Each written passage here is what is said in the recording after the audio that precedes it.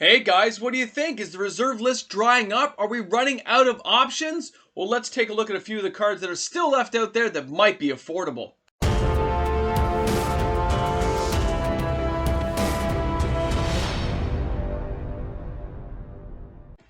Hey guys, welcome back. MTG Moxman here.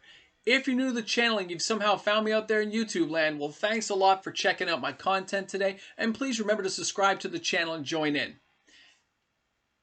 You have to understand, when we're talking about reserve list, and you saw my thumbnail that it looks like an oasis out there. It's drying up. From the ocean that most of us remember as a reserve list, this giant ocean of cards, it's hard to imagine that it dries up to the point where it's just a little pittance. So it went from like an ocean to like a large sea, to like a large lake to a small lake, to a large pond to a small pond, until we're down to a small oasis of cards, a little pool of cards that are available for the average player to pick up. And to see that all happen in a 90-day period. Now, there's been a trickle of this ocean bleeding cards forever. You know, there's a little stream and little things taking cards away all the time. But to see massive amounts disappear like this is something truly amazing to behold. So there are cards that they miss, or cards that people don't think about, and those are the cards I'm going to bring to you today and show you. I thought they were still interesting and had some good effects, some fun stuff you could do, and they were still generally still affordable. So please leave comments in the comment section below and let me know what you think about the cards I'm showing you today. We're going to start with number 1, and that is Heatstroke. Now, Heatstroke's from Weatherlight. It's 1 red, 2 other casting cost enchantment, and it reads, at the end of each combat, destroy all creatures that blocked or were blocked this turn. Not damaged, just blocked. I love that, because then no damage has to happen. And it's an enchantment, so it's going to stay there and cause a lot of problems for both sides of the battlefield. It's like bringing chaos in there. And I like the idea that cards like this still exist. You don't see the Wizards making cards like this anymore, right? But at the time, you know, these really made you think if you wanted to attack or not attack. Everybody slowed the game down. And you don't see a lot of that nowadays. Everything's so ramped up and fast, right? Less logistical thinking and problem solving put in there to make sure your deck can meet a lot of the demands of cards when you face cards like that. Very interesting. And again, let's not forget, this card's only a $10 card. You can still afford to get this in a near mint copy. It's very affordable. The sales are quite brisk. This card is selling well and doing well. So people are picking it up, but it's still staying around the right price range for most people to afford. So good for you, Heatstroke. Hopefully it gets hotter here in Canada soon. Now, the next card I want to show you is Spinal Villain. This is from Legends. Creature card, 1 red, 2 other again to cast. He's only a 1/2. He's not a particularly tough boy on his own. He does look like the creature from Pitch Black with Vin Diesel, but what really happens here is he taps to destroy blue creatures. That's awesome. You don't have to put mana in there or nothing. He just taps like a Royal Assassin. He's just color specific, so he's going to go after blue. But that makes him a lot of fun when people aren't used to seeing a card like this. Now, here in Toronto, Ontario, Canada, where I am, I only found one for sale at 401 Games. The other stores didn't have any in stock. So there's one available if you wanted to buy it. I believe it was $52 to buy that, if I recall correctly. But you can find it on eBay, TCG Player as well. There are other places to pick it up if you can't get one. And you're looking for an Italian copy, $20. And then, of course, for like a moderately played for about $50. And then you can go into graded versions for like 100 plus if you want to. But he's still in that range where it's like, hey, this is not an insane card. This isn't $1,000. So, hey, why not? Spinal Villain. Not Spinal Tap, Spinal Villain.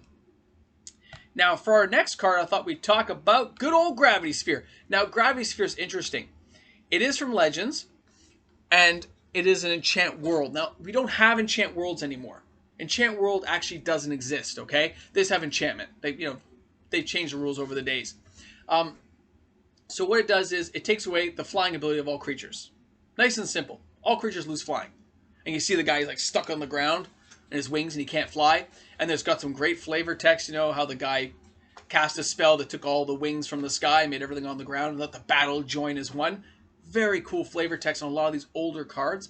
And I mean, whole Magic history is built up around this stuff. And it's from Legends. It's a much smaller print run than some of the other sets, like even like Weatherlight. So it's a good card. Yeah, it costs you a little bit more. You can find an Italian for about $80, but you can find the real one for around $120 to $130. And they're selling, again, they're selling well, depending on the condition of the card. So it's definitely one, if you can afford to get into it, hang on to it. Enchant World's a very unique thing they don't have anymore, and it will really stand out and stand in the test of time for Magic cards later on. At least I would buy one. I have that fear of missing out, just like you guys do. Now, the next card to discuss is going to be Mystic Decree. Now, just like Gravity Sphere, all creatures lose flying, and they also lose Island Walk ability.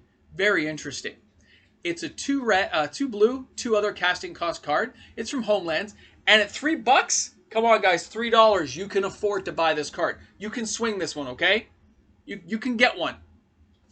But remember, this card can be used in combinations. You can use this with Island Sanctuary, where it says, if you skip your draw phase and don't draw a card, creatures can only attack you if they have Island Walk or Flying. But Mystic Decree took away their Flying, and it took away their Island Walk, so it can be a lot of fun. It really can.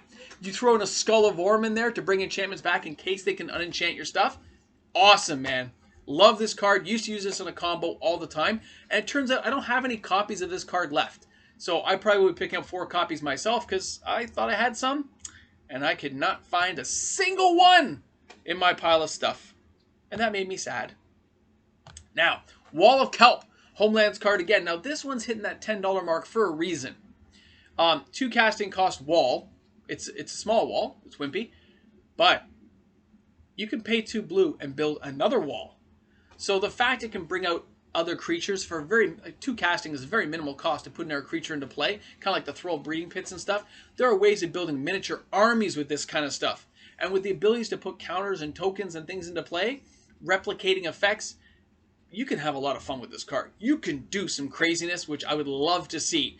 Put that in the commander deck and have fun. But that's why this card is $10 and still kind of rising up. And it's seeing very quick sales across the board. And again, none in stock anywhere I can find here locally.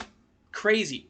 But again, it's a decent card. This card isn't a weaker one. It actually had uses back in the day. When we played with Wall of Kelp back in the day, we used it. Right? You didn't see too many trample things out of like Ball Lightning. But if you had ways of like doing this card over and over, putting 4 in your deck, and you're like, I'm going to make four walls. I'm going to make 4 walls. You could do a lot of blocking. It was a lot of fun. We did use it all the time too.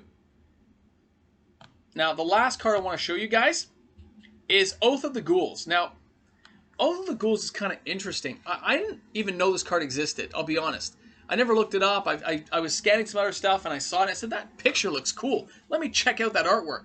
Now, you can see right here, $7 to $10 seems pretty reasonable for a card of this stature. It's 1 black, 1 other to cast. And here's a third one, just to get a closer look at it for you guys. During your upkeep, if there are more creature cards in that player's graveyard than in target opponent's graveyard, that player may return a creature card from the graveyard to his or her hand. So think about that. The ability to go back and get a bigger creature and bring it back to your hand, especially if you have ways of dredging or manipulating graveyards to get certain effects, I think that's very interesting. It really caught me. I was like, hey, that's not a bad card. I couldn't think of many ways I would use it myself because I don't use a lot of dredging decks, but there's got to be ways to use it. And for $10, that was very affordable as a card. I said, why wouldn't somebody be using a card like that? That's crazy, you know? And as far as it goes for all these cards, guys, I'm not saying buy any of them. Yeah, I'm not saying you have to buy these, guys. You have to understand, like, when I look at all the cards, like, that I've just recently purchased, they've come in the mail, and I'll do a video on those. Not every card is going to be for you that comes out, right? Not all these cards. You might want to save for a bigger card. Maybe you don't want to buy these smaller, cheaper ones, or maybe they're just not for the decks you need. I get that. But if you're going to use it at some point, you don't want to be paying 50 or 100 times the value. That's the problem with the reserve list is with these cards we're dealing with, they're all going to go up. The question is when and why. Let's face it, Wizards puts cards out all the time, guys. And if they add cards that can now be abused and manipulated into older reserve list stuff, we're going to use it and have some fun with it. That's the whole point.